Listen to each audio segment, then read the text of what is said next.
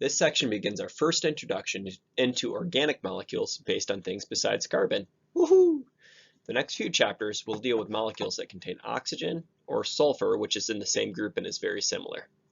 In this chapter, we'll deal with molecules with carbon and oxygen single bonds only, alcohols and ethers, and then the related sulfur compounds. In the next chapter, we'll deal with molecules that have carbon-oxygen double bonds, like aldehydes and ketones. And then in chapter 16, we'll deal with molecules that have carbons that are double bound to oxygen and then single bound to another oxygen, carboxylic acids and esters. In every one of these molecules, oxygen will have exactly 2 bonds if it's uncharged. This makes sense because its Lewis structure has 2 unpaired electrons that are suitable for bonding. That also means that every uncharged oxygen, one that doesn't have a positive or negative charge, whether we show it or not, will have at least 2 lone pairs that are suitable to intermolecularly hydrogen bond. That's again between molecules, with any hydrogens attached to an electronegative atom on another molecule, like an OH group or an NH group. We'll talk more about that when we talk about physical properties. We have 2 main oxygen-containing functional groups. Alcohols, which have an OH group attached to a carbon, as is shown in the top row, and ethers, which have carbons on either side of the oxygen, which is shown in the bottom row. Those of you who haven't tuned out already probably noticed that the bottom molecule has R and R primed on the 2 sides of oxygen, and R is not the symbol for carbon. R is used in chemistry when we want to focus on one part of the molecule and want to say that we could have any change of carbons that could work. The R just means there are some carbons here. Adding a prime behind an R just means that the 2 R groups could be different from one another. When you talk about alcohols, we'll hone a little bit on phenol and related compounds, which is shown in the top right, because the aromatic ring makes the phenol behave a little bit differently than other alcohols. For naming alcohols, we return to our very normal pattern of finding the chain that contains our functional group and then naming it based on the length in the functional group. With alcohols, the suffix is -al, but we're only going to replace the E at the end of the alkane main chain name. So methane will become methanol, not methyl, and ethane will become ethanol, not ethol. This is important because it means that alcohols and alkenes or alkynes can be named as part of the same main chain, like enol or enol or inol are all possible endings. We'll see some examples like that later. Naming the side chain follows the same patterns and rules as before, with the addition of the possibility of alcohols being named as a side chain, which are always going to be listed as hydroxy when they are labeled as side chains. Until we have higher priority groups, alcohols only need to be named as side chains in pretty rare situations, but we'll see them a lot in the next 2 chapters. To put some context into this, here are a few examples. The molecule on the top left is obviously an alcohol. It's got the OH right on top.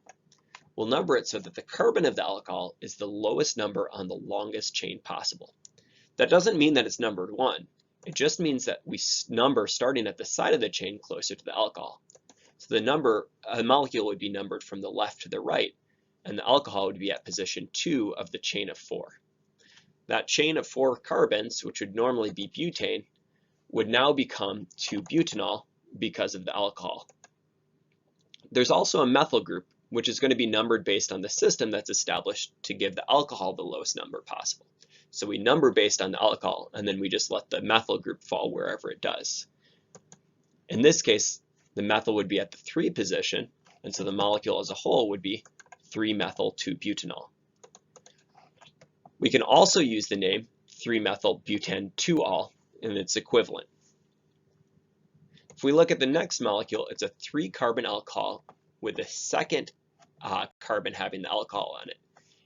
The 3 carbons would get propan, and the alcohol gets -ol, so it's a 2-propanol or a propan-2-ol. Because we are only changing the final E of the main chain name to -ol to indicate the alcohol, we can easily apply this to a cycloalkane that has an alcohol as well. Cyclohexane becomes cyclohexanol with an alcohol. The alcohol is automatically numbered 1, and any substituents are numbered relative to that alcohol. So try to identify the name of the molecule on the right using that information. The molecule is 3-methyl cyclohexanol. Since the alcohol carbon is automatically numbered 1, The lowest number that we can give that methyl group is 3, again making it 3-methyl cyclohexanol. Replacing only the final E from the root name also gives us some flexibility to include alkenes or alkynes in the name. The molecule on the left would be ethene if it didn't have the alcohol. We just drop the E off the end of ethene and replace it with -ol for ethenol. We don't need numbers for the alkene in this case, since there are only 2 carbons for the double bond to be between. It's the only place it could be. And we don't need a number for the alcohol because whatever side we put it on will automatically be number 1. For a molecule that does need numbering, as on the right, we number to make sure that the alcohol and the alkene are both part of the chain that we're counting, but then on that chain we make sure that the alcohol gets the lowest number it can. Here, that means the alcohol gets 2, we'd count from the top left, and then the alkene and the methyl side chain would both get a 3, resulting in 3-methyl but-3-ene 2-ol. We need the numbers for a combination alkene and alcohol to be listed right before the relevant suffixes, the -ene and the -ol, because that allows us to see which number applies to which functional group, just like we did with the combination alkenes and alkynes. We can have multiple alcohols on a molecule, and we often do in biology. And we're going to use the same Latin prefixes that we've used for other multiple groups, di, tri, tetra, and so on. When we do this, as always, we need the number for each location and the prefix for indicating how many, but there's some flexibility for what order we put those in. Most commonly, we'd see 2,3-butane-diol. The E is retained in this case to make the pronunciation clear. If we didn't include it, it would look like 2,3-butanediol. We can also use 2,3-dibutanol or butane 2,3-diol, which are equally correct. We've now talked about several different functional groups with different priorities. So you see them all together.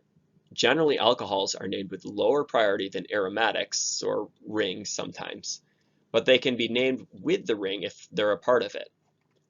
But alcohols are higher in priority than alkenes and alkynes, and of course alcohols. Usually we can include these as part of the same name as the alcohol, but the numbering will always be based on keeping the alcohol low rather than the alkyne or alkene, and certainly rather than the alkanes. Alcohols can also be in side chains, in which case they're named as hydroxy. In most situations, the alcohol is higher priority than other groups, at least so far. Or in the case of rings, they can be named by modifying the ring name, like we saw with cyclohexane becoming cyclohexanol. The only examples right now when alcohols are named as side chains are when they are side chains off of other side chains. But the examples will actually get a lot simpler in later chapters, and we'll see these used a lot more. Because this is a somewhat more complicated example, we'll work through this together in pieces. The main point here is to show you the hydroxy side chain being used. First, let's find the main chain.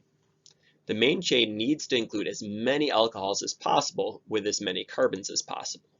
However, we can't get all 3 carbons into the main chain, since no matter which chain we choose, there will always be at least 1 alcohol carbon that's branched off from the main chain. I've highlighted a chain of 5 carbons here, which has alcohols on the 1 and 5 positions, a 1,5-pentane diol. The group on the 3rd carbon of the main chain is not an alcohol, it's a carbon with an alcohol on it. You can see the extra carbon that's highlighted in red. That means that instead of naming the molecule as a triol, 3 alcohols in the main chain, we need to name the molecule as a diol with a methyl side chain for the carbon in red. Since the alcohol is necessarily on a side chain, we need to use the side chain form for any OH group that describes this, which is hydroxy. So the whole chain isn't just a methyl, it's a hydroxymethyl, and it's on the 3rd position. So we have a 3-hydroxymethyl pentane 1,5-diol. We put the hydroxymethyl portion in parentheses to make clear that it is describing one chain and that the 3 applies to both. Again, while I have the utmost confidence that you can name branch side chains using this system, this tends to be more complicated than the examples I'll test you on. I just want you to remember that hydroxy is what we call an alcohol on a side chain, and show you an example where it could actually be used. And we'll see a lot more when we talk about aldehydes, ketones, and carboxylic acids. Now that we've talked through some nomenclature for slightly more complicated alcohols, pause and try to name some of these molecules for yourself. Starting with the first molecule on the left, we have a ring with 5 carbons that has 2 alcohols. The alcohols are next to each other, so they'll be 1 and 2.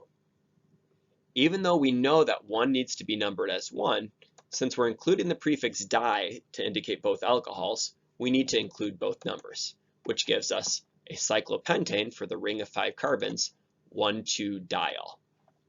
As usual, there are a couple of different places that we can put the di and the numbers, but I'm just showing one here. Since this molecule is a ring with 2 groups on it, we also need to pay attention to whether the groups are on the same or opposite sides. These OH groups are on opposite sides, and so the molecule will get the prefix trans. The second molecule is a 5-carbon chain with the OH on the 3rd carbon, no matter which direction you number from. We're going to number from the alkene side, since that will give us a lower number for the alkene without changing the alcohol number. The molecule then is pent for the 5 carbons, 1-ene for the double bond, and 3-ol for the alcohol. The final molecule is a 7-carbon chain. If you don't see it right away, it starts with the carbon that's on the bottom left. Make sure you can find that. It's pretty easy to miss, and then it will go all the way to the carbon on the bottom right. The main chain becomes a 2-heptanol or heptan 2-ol, and the methyl side chain will then be on the 4th carbon, making the whole molecule 4-methyl heptan 2-ol. Now we know how to systematically name alcohols. However, alcohols are some of the oldest known molecules, and so many common names exist for simple molecules and are used preferentially to the IUPAC names. Many alcohols have the common name in the same form that alkyl halides had. That is, the organic molecules with halogens, which has the carbon chain named as a side chain, and then a word after it to describe what it's a side chain off of. So in the case of alkyl halides, it was like methyl chloride. Here it would be like methyl alcohol. So the molecule on the top left would have the 2 carbons on the side chain, ethyl, and then we'd follow it with the word alcohol. So it'd be ethyl alcohol. These 4 molecules are exceedingly common and use common form side chain names that we've already learned. Pause and see if you can name the remaining alcohols based on their common side chain names. If you can't, it's worth reviewing the section on naming alkanes and the section on naming aromatics to remind yourself of what these common names are for those side chains. We're going to start with a molecule on the bottom left, which has an isopropyl group, making this an isopropyl alcohol. It's also sometimes called isopropanol, kind of a conflation of the 2 systems. This is the major component of rubbing alcohol. Nobody will actually call it 2-propanol. Everybody will call it isopropyl alcohol. The molecule on the top right is a benzyl side chain, making it benzyl alcohol. If we didn't have the carbon between the benzene and alcohol, we'd have a phenyl side chain for phenyl alcohol, which gets systematically shortened to phenol, a name that we learned in the last chapter as well. The final molecule is a tert-butyl alcohol. This sometimes gets shortened to T-butyl alcohol or tert-butanol as well. Alcohols have interesting properties because they have 2 distinct regions. They have the alcohol itself, which is a lot like water and can readily hydrogen bond with other alcohols or with water. This makes alcohols interact strongly with each other even with just 1 carbon, so all alcohols have boiling points above room temperature. They're all liquid at room temperature. The other portion of the molecule is all carbon-carbon, and so it's dominated by London forces. These aren't even close to as strong as hydrogen bonding between molecules, so they tend to make the alcohol less soluble, but do add to the overall strength of interaction and increase the boiling point, just like we saw for alkanes. So for a small molecule like ethanol, the strength of the hydrogen bonding with water is enough to keep it fully soluble in water. You can have alcohol and water mixed in any proportions, even though the London forces of the carbon portion of the alcohol are not at all like water. But if we continue to increase the length of the chain, a much larger percentage of the molecule is dominated by London forces, and the solubility in water drops off quickly. Boiling point, which goes by total strength of interactions, continues to rise with more carbons, again, just like we saw with alkanes. You can see very clearly how the increase in chain length affects the solubility of normal 1-alcohols in water with this broken bar graph.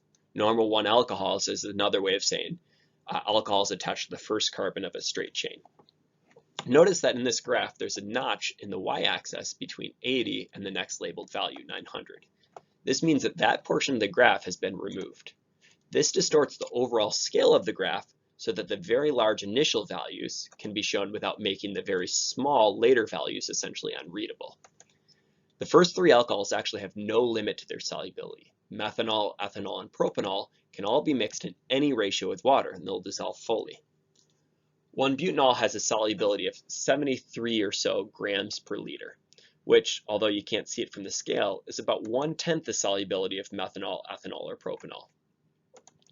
Increase in the number of carbons from 1-butanol drastically decreases the solubility in water to the point where we have less than 1 gram in every liter by 8 carbons, compared to about 1,000 times that with the shortest 3 alcohols.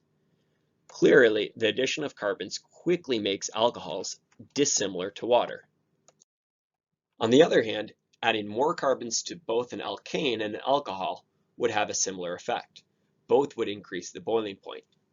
Adding carbons to alcohols, on the line shown in red, increases the boiling point relatively linearly relative to its increased length. And the alcohol also starts at a much higher boiling point due to the strength of the intermolecular hydrogen bond in the alcohol itself. So that's why you can see methanol, the shortest alcohol, having a boiling point already of between 50 and 75, even with just a single carbon. The alkanes, which are shown in blue, increase boiling point drastically at first with the addition of carbons, but they'll begin to approach a similar steady increase in boiling points as the alcohol becomes a smaller and smaller portion of the total interactions of the alcohols, and they're both very similar. Based on the shape of this graph, if we kept this graph going, would you expect the differences between the boiling points of alcohols and alkanes to increase, decrease, or stay about the same? Again, we're looking at the difference between those 2 lines.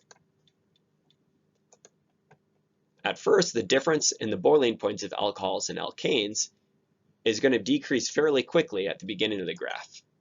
But by the end of the graph, it's starting to be fairly consistent. We have about a 60 degrees Celsius gap. The molecules will start to look very similar, and the increases in boiling point per carbon are going to start to look pretty similar as well.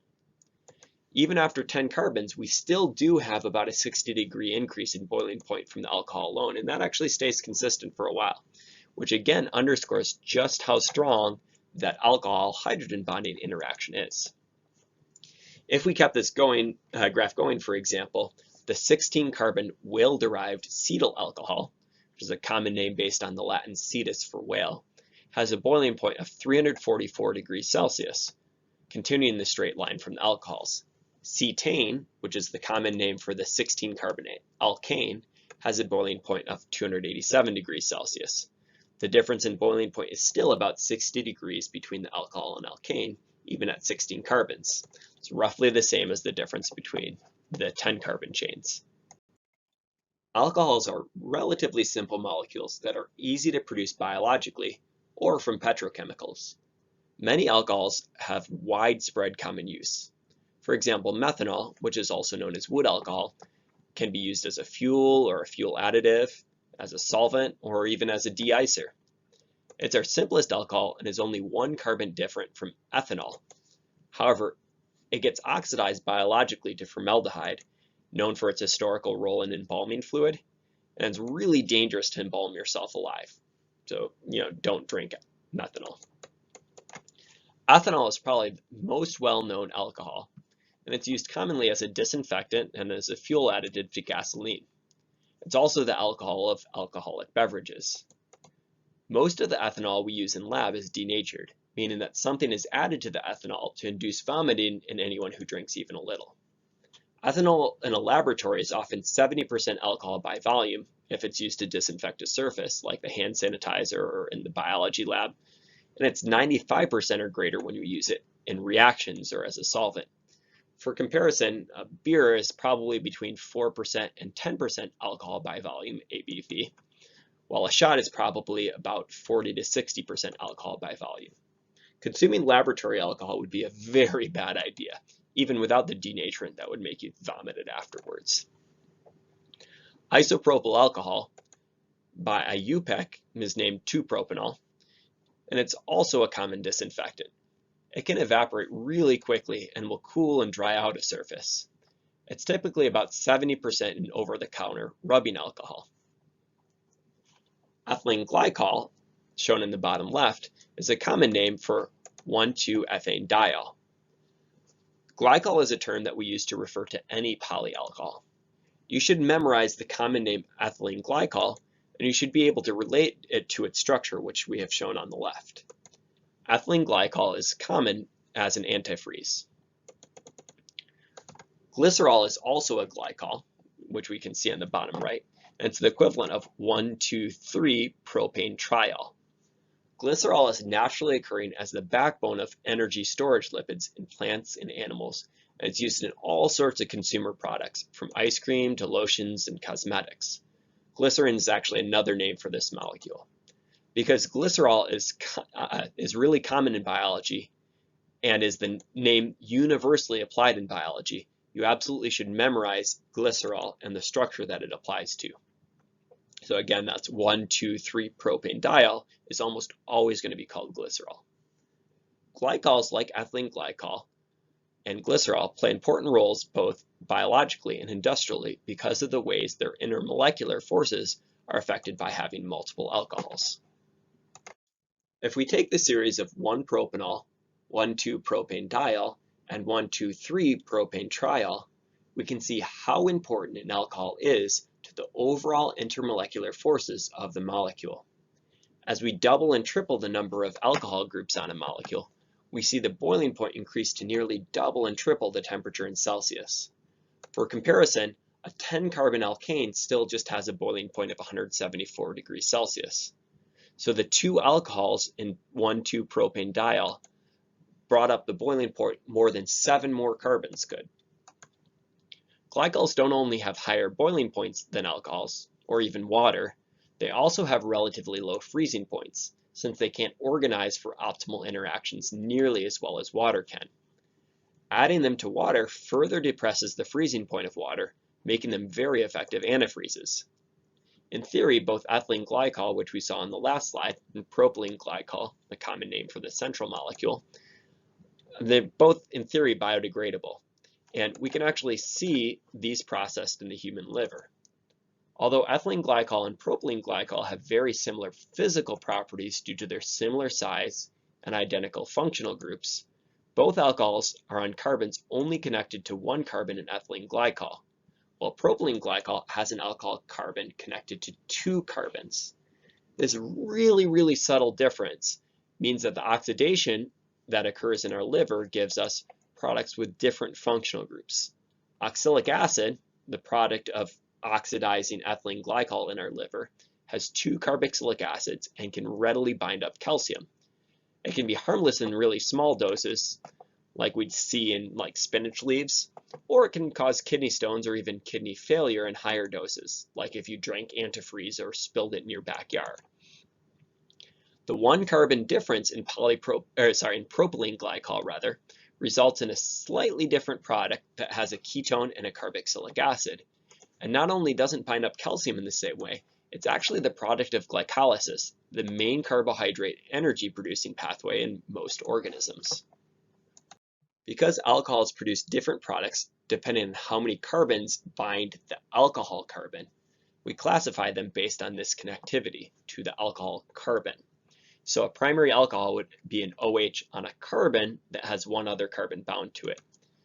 A secondary alcohol would be an OH on a carbon bound to 2 other carbons, and a tertiary alcohol would be an OH on a carbon that is bound to 3 other carbons. There are no quaternary alcohols because a carbon bound to an OH and 4 other carbons would have 5 bonds, which is too many for carbon. Notice that that's actually different than how we thought about carbons. With carbons, we just look directly at the number of carbons attached. So a carbon attached to one other carbon would be primary. But if we did this with oxygen, we'd only see 2 types of molecules. Alcohols, which are bound to 1 carbon, and ethers, which are bound to 2 carbons. So again, we're always looking at the alcohol carbon to see how many carbons it's connected to, not the OH itself. Here are the structures of ethylene glycol on top and propylene glycol, which we just talked about in the last slide. Pause and try to identify whether each alcohol carbon is primary, secondary, or tertiary before continuing. Both ethylene glycol alcohols are primary, as the carbon of the alcohol is attached to only one other carbon in each case. The propylene glycol has a primary alcohol on the right, but it also has a secondary alcohol on the left. In this chapter, we'll talk about reactions that make alcohols and also reactions that happen to alcohols. Particularly for reactions that happen to alcohols, the designations primary, secondary, and tertiary alcohol make a big difference in the types of products that are possible. There are many ways to make an alcohol. We're going to focus on 3. The first is hydration, where an alkene will get water added to it to become an alcohol. This is actually a review of a reaction we've already seen with alkenes. The second type of reaction is hydrogenation, which is a type of reduction reaction, and it's nearly identical to an alkene reaction, also called hydrogenation. The only difference is now we're applying adding hydrogen to a carbon-oxygen double bond instead of adding it to a carbon-carbon double bond. And finally, nucleophilic substitution, where a group like a halogen, bromine, chlorine, etc. gets replaced with an OH to become an alcohol. You'll have to wait until we get to biochemistry before we talk about the more traditional way of making alcohol. The first reaction is a straight review. We add water in 2 pieces, H and OH, across the double bond, with the OH piece going to the more substituted side and the H piece adding to the other side and often not shown. Pause and see if you can identify the products of these reactions before continuing. The first reaction adds an OH to the secondary top carbon, and the hydrogen goes to the primary bottom carbon of the double bond, giving 2-propanol.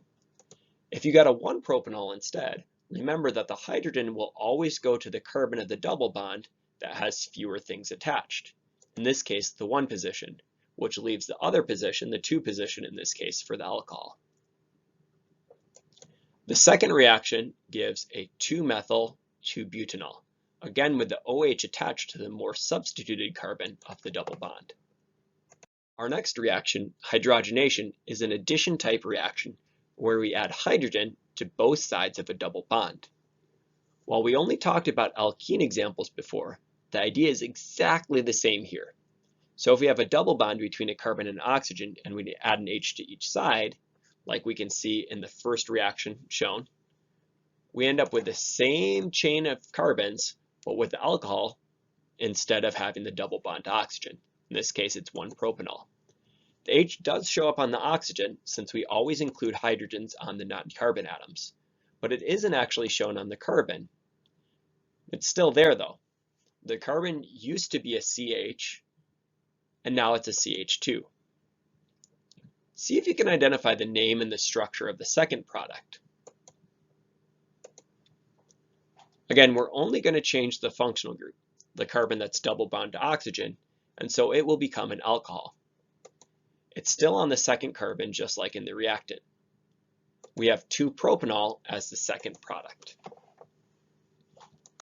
The final type of reaction that we go through to make alcohols in this class is a nucleophilic substitution reaction, where one group, often a halogen, gets replaced by an alcohol. The details of this are fairly complicated, but on the surface, we're just swapping out one piece for another. I want you to know that it's possible to direct swap certain groups, but that's as far as we're going to get into this. In addition to reactions that make alcohols, we also have several reactions that happen to alcohols. Conveniently, these reactions are largely the reverse of the reactions that make alcohols. Just as we can hydrate to make an alcohol, An alcohol can be reacted by dehydration. Just as we can reduce to make an alcohol, we can also oxidize an alcohol. We can swap alcohols out for another group just as we can swap alcohols in. And of course, we can always burn things. We'll focus our attention on dehydration and oxidation in this chapter. The first set of reactions to alcohols are dehydrations. In most cases, dehydrations are simply the reverse of hydration reactions with alkenes. Instead of water adding across two carbons of an alkene to make an alcohol, water is removed in two pieces from adjacent carbons to make an alkene, just as shown in the top reaction. There are often multiple alkenes possible, but the major alkene produced will always be the alkene that has the most carbons branching directly off of it. So in the reaction on top, we could remove the OH from the carbon it's attached to. We could also remove a hydrogen from the first carbon to make one butene. But that only has one carbon connected to the alkene, and so we don't see much of that. We mostly see the 2-butene that's shown, which has the double bond between 2 and 3 instead of 1 and 2. That has 2 carbons connected directly to the alkene and is therefore more stable. And we also see almost exclusively the trans product in all cases except rings, since trans is much more stable. Dehydrations require heat, and in this class we'll just talk about 2 heat conditions, either 140 degrees Celsius or 180 degrees Celsius. Heating to 180 degrees Celsius will always give us the alkene by dehydration, whether the alcohol is primary, secondary, or tertiary. You can see that in the table below. In most cases, heating to 140 degrees Celsius will also give us the alkene by dehydration. But when the temperature is 140 and the alcohol is primary, we get a special kind of dehydration that combines 2 molecules and releases water, a condensation reaction. The products of these condensation reactions is an ether.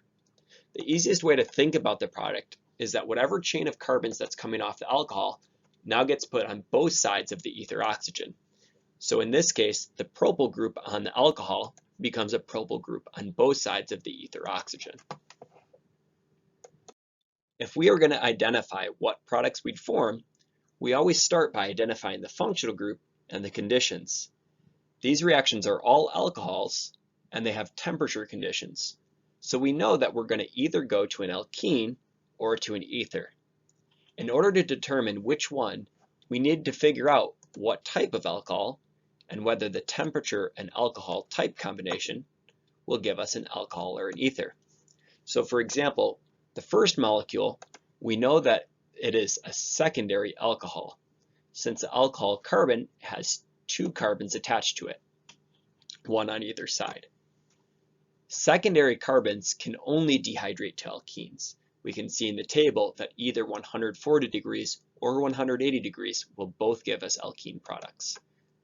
We know that the alcohol carbon is going to be one of the carbons of the alkene, and we could remove a hydrogen from either of the adjacent carbons to give the alkene product. In both cases, that's the same, and so the only product is cyclohexene. For the second reaction, is the alcohol primary, secondary, or tertiary? The alcohol is primary since the alcohol carbon is only attached to one other carbon. Since primary alcohols can dehydrate to either alkenes or ethers, we need to pay close attention to the temperature. In this case, the temperature is 180, which matches up with an alkene type product. In this case, we'd remove an OH, and we'd remove an H from an adjacent carbon, and since there's only one adjacent carbon, there's only one location that that alkene can go, giving us the product 1-butene. What type of product would we expect for the third reaction? We'd expect an ether type product because the temperature is 140 degrees Celsius and the alcohol is primary. The alcohol carbon is only bound to one other carbon, even though that carbon has a lot of bonds itself. The product would have the same chain of carbons on both sides of the oxygen. First a carbon, but then a cyclopentyl group on the outside. So the product would look like shown. What type of product would you expect for the final reaction? Since the alcohol is secondary, the product will be an alkene. Two alkenes are possible, so now we have to figure out which one it would be. The product would be a 1-methyl cyclohexene, as shown, rather than having the alkene on the other side of the alcohol for a 3-methyl cyclohexene. The 1-methyl cyclohexene has 3 carbons coming off of the alkene carbons, versus 2 if we had the alkene on the other side. Our second class of reactions, oxidations, increases the number of bonds to oxygen on a particular carbon in most cases. But the ability of alcohols to accommodate extra bonds to oxygen depends on the type of alcohol. For example, a primary alcohol, as shown on the left, can oxidize once with a mild oxidant to become an aldehyde, which has 2 bonds to oxygen. That aldehyde, since it still has a hydrogen attached, can be oxidized further to a carboxylic acid that has 3 bonds to oxygen. We'd say that each oxidation increases the oxidation state of carbon, essentially how many electrons it has, because each oxygen will mostly hold the electrons on itself, and that makes the carbon more and more positive as it becomes more oxidized. Mild oxidants will increase the oxidation state of alcohols 1 bond to oxygen at a time, but we can also use a strong oxidant, which will take alcohols all the way to their most oxidized form. For primary alcohols, the most oxidized form is a carboxylic acid. So once we're at a carboxylic acid, the functional group carbon has 1 bond to another carbon and 3 to oxygens. Every bond to hydrogen on that original alcohol carbon has been replaced by a bond to oxygen. The carbon skeleton itself never changes. So in each oxidation, we're only changing at the location where the alcohol originally existed. We still have that exact same 2-carbon chain in every one of these molecules. In this reaction, we've indicated that a mild oxidant and a strong oxidant will give us different products. In this class, we won't deal with the names of any mild oxidants. We'll just write mild oxidant. We might treat strong oxidants the same way, just writing strong oxidant, but we'll more likely see one of the several reagents that are shown on the right as strong oxidants. Most of the oxidants that are commonly used are chromium-based, hence the Cr for chromium in the first 3 oxidants. If you see a Cr, especially in this class, you should probably assume that it's an oxidant. And in this class, all the chromium examples that we'll deal with are strong oxidants, which means that they will go all the way to the most oxidized possible state. Chromium as an oxidant is hexavalent chromium, chromium-6. Hexavalent chromium is pretty toxic, so we're actually working to switch our lab tests to potassium permanganate, KMnO4, which is also a strong oxidant, but is less toxic. In our bodies, we don't use either of these. We actually use NAD+ to oxidize alcohols instead. NAD+ can function as a strong or a weak oxidant, depending on kind of specifics of the reaction. FAD is also an oxidant used in our bodies, and it almost exclusively does alkane to alkene transitions. Again, all is to say that mild oxidants will always be indicated as mild, but if you see anything with chromium, or if you see permanganate, again, KMnO4, you should recognize these as strong oxidants. While primary alcohols can be oxidized in one step to aldehydes or further to carboxylic acids, this is actually different for a secondary alcohol, which can only be oxidized to a ketone. It doesn't matter whether we use mild or strong oxidants. Since ketones are just one oxidation step up from alcohols, again, any type of oxidant, mild or strong, can get us from a secondary alcohol to a ketone. And once we're at ketones, all 4 bonds to the carbon are already accounted for, 2 carbons and 2 as bonds to oxygen. There's no longer any room for additional bonds to oxygen to replace hydrogens, since there are no hydrogens left, and so any additional oxidation won't do anything. We'd say NR for no reaction. Primary alcohols could oxidize 2 steps, while secondary alcohols could only oxidize 1 step, because there is only 1 hydrogen on the alcohol carbon to be replaced with oxygen. Tertiary carbons, like are shown in the bottom row, have no hydrogens on the alcohol carbon at all, and so they cannot be reacted by oxidation at all. And so we'd say if a tertiary alcohol is treated with oxidant, we see no reaction. Just like when we were looking at dehydration reactions, when we're determining the products of oxidations, we need to pay attention to the type of alcohol, again, primary, secondary, or tertiary, and then also to the conditions, mild or strong. So for the first reaction in the top left, we see that the alcohol is secondary. Any conditions would allow us fully to oxidize to a ketone. In the table, we see secondary alcohols with either mild or strong oxidants, and both give us ketones. Again, nothing about the carbon skeleton has changed. We still have a cyclohexane base. And the alcohol is oxidized only as far as it can go by replacing bonds to hydrogen with bonds to oxygen. So we end up changing the alcohol on the cyclohexane to just a ketone at the same location. Now if we look at the second reaction, what type of alcohol is it? The second reaction is a primary alcohol. Now it's using chromic acid, H2CrO4, as an oxidant. The chromium, the Cr that we encounter in this class, is always going to be a strong oxidant. So what type of product would we expect? We'd expect a carboxylic acid type product from a strong oxidating reaction with a primary alcohol. We can think of the product just as swapping out the carboxylic acid for the alcohol at the same carbon, or you can think about increasing the number of bonds to oxygen on the alcohol carbon until you can't replace any more hydrogens. Either way, the product will have 4 carbons in a row, just like the reactant. And on the first carbon, the alcohol will become a carboxylic acid. Now that we've done 2 reactions, do the reactions in the right column yourself.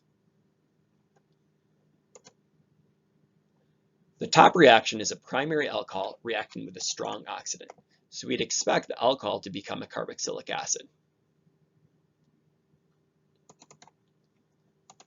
The bottom reaction is a secondary alcohol reacting with a strong oxidant, and so we'd expect this alcohol to become a ketone at the same location. We've now talked about both dehydrations and oxidations for alcohols. It's one thing to look at a set of reactions that we just talked about and be able to identify products. Life in general, and specifically metabolic life within a cell, doesn't happen in these types of controlled contexts. We need to be able to identify the types of functional groups that are present in molecules and the conditions they're in to identify the types of products that we might see and understand these in context. On this page, there's a mixture of reactions to alcohols that give a mixture of products.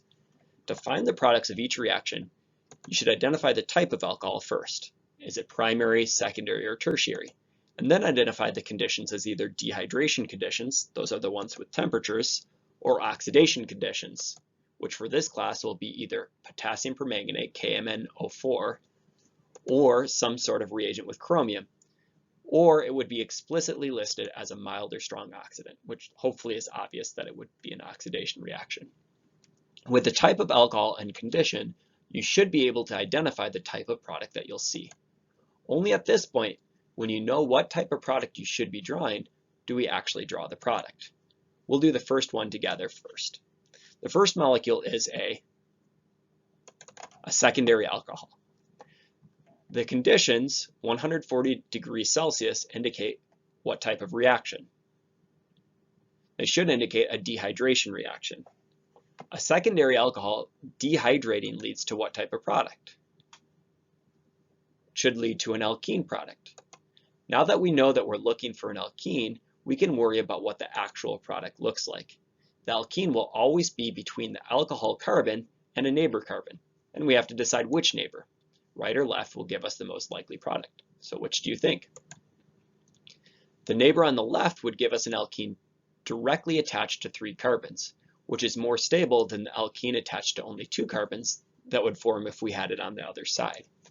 So we see mostly this product, 2-methyl-2-pentene. Try to work through these same steps to try to identify the product. Again, the steps are: first, identify the functional group, primary, secondary, or tertiary alcohols. 2, identify the conditions, in this case either dehydrating or oxidizing. 3, identify the type of product that we'd see based on these conditions. And finally 4, identify where the functional group goes on the existing unchanged carbon skeleton. The next reaction is a secondary alcohol with a chromium-based reagent, which we should identify as a strong oxidant. Any oxidations of secondary alcohols will give us a ketone. So we'd expect the same chain of 5 carbons but instead of an alcohol on that second carbon, we'd put a ketone there. The next reaction is a tertiary alcohol with a strong oxidant. It doesn't matter how strong the oxidant is, tertiary alcohols have no more room for oxidation, and so there is no reaction. The next molecule is a primary alcohol with mild oxidant. Primary alcohols oxidize to aldehydes with mild oxidants, so the product will be an aldehyde at the first carbon instead of an alcohol at the first carbon. For aldehydes, you may draw the H explicitly that's connected to the aldehyde carbon, and you will often, but not always, see it that way. It's actually not shown here, but remains an aldehyde even though the H isn't shown. The next molecule is a tertiary alcohol in dehydrating conditions, implying an alkene product. In this case, each of the neighboring hydrogens are identical, and they would all give us 2-methylpropene. Next, we have ethanol, a primary alcohol reacting under dehydrating conditions. Primary alcohols can dehydrate to either ethers or alkenes, so again, we need to pay attention to the specific temperature. In this case, it's 140, which is the right condition for an ether. The 2-carbon chain of the alcohol will go on both sides of the ether oxygen in the product. The next reactant is a primary alcohol. If you thought it was tertiary, look really carefully. The alcohol carbon itself is only bound to one other carbon, even though that other carbon is bound to 4 total carbons. The primary alcohol will be reacting with potassium permanganate, KMnO4, which is a strong oxidant and would give us a carboxylic acid type product, where the alcohol was before. The final reaction is a secondary alcohol at 100 degrees Celsius, which would allow us to dehydrate to an alkene. The alkene needs to be between the alcohol carbon and its neighbor, and going to the right of the alcohol gives us a more substituted and therefore more stable alkene. Phenols are specialized forms of alcohols where the OH is attached directly to a benzene. Because benzene is aromatic, we'll sometimes see its double bonds replaced by a circle inside of the ring. So this is just another way of drawing phenol. Phenol actually refers to not only the specific molecule, but also the entire class of related compounds with alcohols directly attached to a benzene. So even if we have different groups like additional alcohols or additional carbons outside the ring, these are all still classified in general as phenols. You can see that the nomenclature for phenols pretty quickly gets out of control with these specialized names. We're going to restrict our naming with phenols to those examples that we named as phenol, which we actually covered in the last chapter with other aromatic names. Phenols generally behave like other alcohols, with 3 notable exceptions. First, while we'd expect a secondary alcohol to be able to be oxidized to a ketone by mild or strong oxidants, phenols can't fit any additional bonds to oxygen and therefore can't oxidize it. It behaves a lot more like a tertiary alcohol. This is true for all single oxygen phenols. Some phenols with multiple alcohols, like hydroquinone, can oxidize by changing the double bond pattern in the ring. We'll see this as an example in our electron transport chain, but we won't worry about that here. We'd also expect that a secondary alcohol could dehydrate to an alkene. That can't happen in phenol because it would require 4 carbons of that 6-carbon ring to be linear. As soon as you dehydrate and get an extra bond, it'd be an alkyne, it's 2 straight. That would require pretty extreme conditions. On the other hand, there's one reaction of phenols that's actually a lot easier than it is with alcohols. Phenols can react with base to have a proton removed, H+ removed, fairly easily. This makes phenols and enzymes really useful at catalytic sites. That's where an actual reaction will be accelerated for an enzyme, a type of biological catalyst, since these phenols can be converted between acidic and basic forms. And that's really the main reason that they're important for this class. So phenols, the really only important reaction we want to know is that phenols can go from the OH, if they're treated with any sort of base, to an O-.